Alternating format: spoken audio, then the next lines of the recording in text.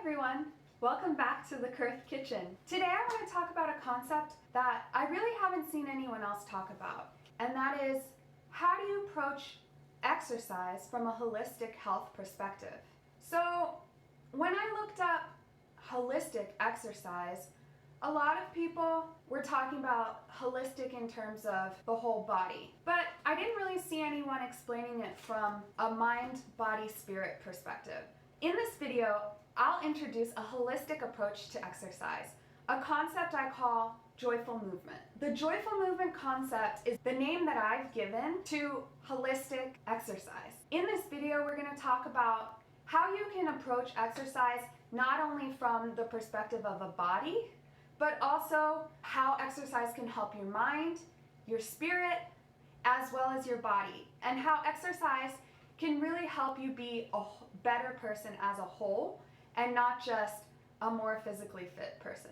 In this video, we'll redefine exercise from a holistic perspective. We will cover how to build an exercise routine or a movement routine that actually sticks and actually serves your needs. We're going to talk about how to be successful in crafting a life that includes physical wellness. We'll talk about why so many people fail when trying to incorporate exercise and healthy movement into their lives. We'll talk about the benefits that a holistic approach to physical activity and exercise can bring to your life.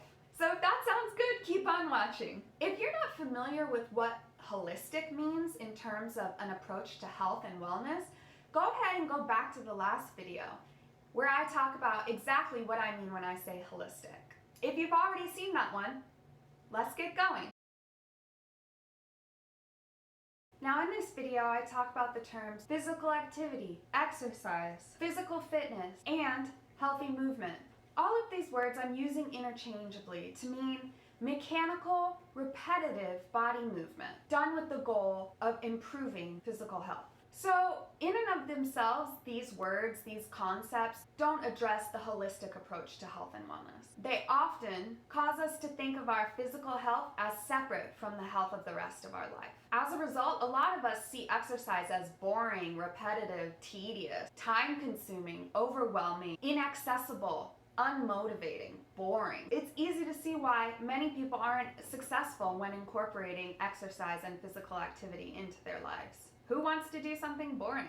Not me. Another stumbling block when it comes to physical activity is that when we're told to do physical activity, no one helps us overcome the challenges that might exist in implementing them. I've never seen any medical documents address how to get over the fear of exercising in a gym. I've never seen anyone talk about how to make exercise more desirable. If it isn't desirable enough to make us want to do it, then we're not going to do it. I also see a really subtle all or nothing attitude around exercise. I think society assumes that from one day to the next, you're going to stop being a couch potato and all of a sudden have all the tools and the mental outlook and the know-how to get started and exercise every day for the rest of your life. I think we have to talk about exercise in the same way we talk about any other healthy habit. We have to help each other learn how to implement it little by little.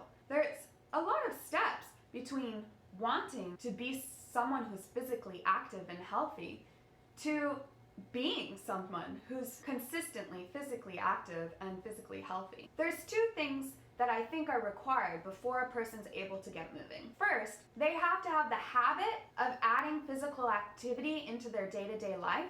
And second, they actually have to want to participate. Here is where I introduce a new term, one that embodies the concept of a holistic approach to physical activity and wellness. It's called joyful movement. Joyful movement can be thought of as bodily movement that brings excitement, happiness, and fulfillment while simultaneously improving the health of your mind, body, and spirit.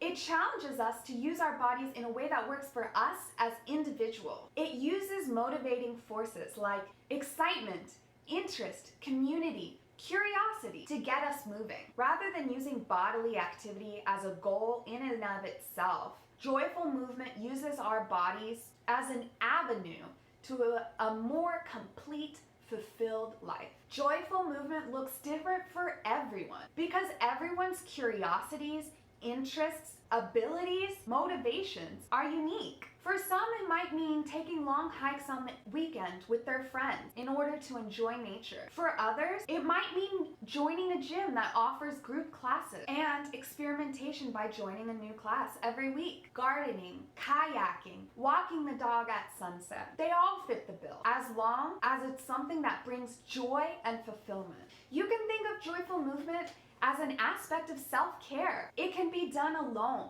kind of like a reflection, or it can be done with friends to increase connection. The trick is learning to find how joyful movement fulfills our unique needs and desires.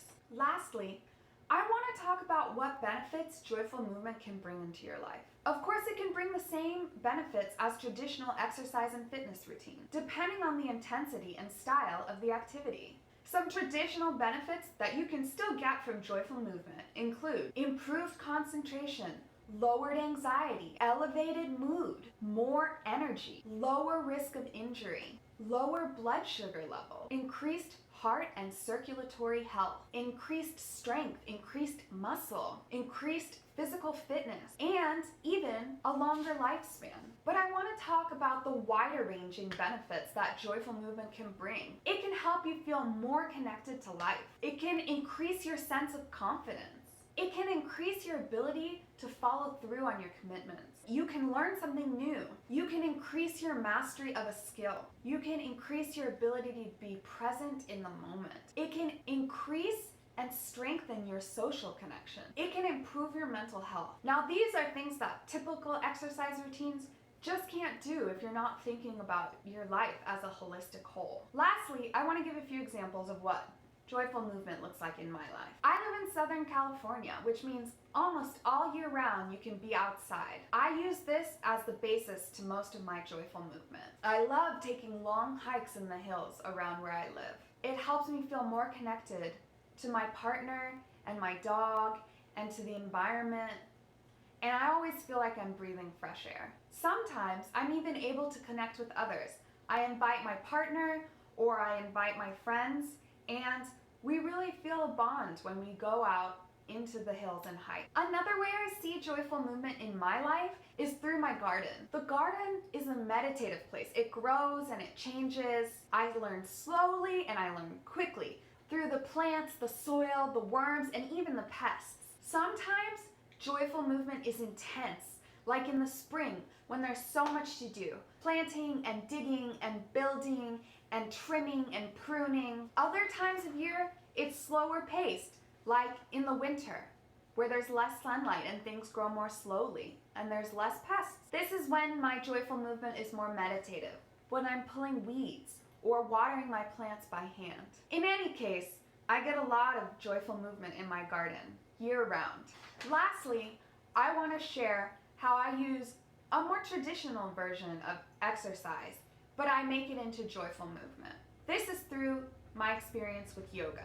Now, I have a hard time leaving the house, but I love doing yoga. I feel that it really helps increase my flexibility and my strength. Instead of leaving the house to practice yoga, I use a paid app to practice at home. I find that I lean on this type of joyful movement when I need an emotional pick-me-up. Yoga always helps me get out of my head and into my body. I love seeing how my body can change when I'm consistent with my practice. I can clearly see my progress in things like how long I can hold a pose or how flexible I am in a certain position. This practice is truly a joy for me, but I do it in a way that may be different than other people do their yoga practice. When I focus on the ways that this practice benefits me, I'm more motivated to use it to increase my well-being in those particular areas. So maybe you're thinking, I want to start a joyful movement practice of my own. Go ahead and hit subscribe, because in my next video, I'm going to give you my top 3 tips and my top 3 resources so that you can start a joyful movement practice of your own. If you can't wait till the next video, I offer personalized one-on-one coaching sessions where you and I can sit down and craft a joyful movement practice that works for you. Thanks so much for watching. I'll see you next time.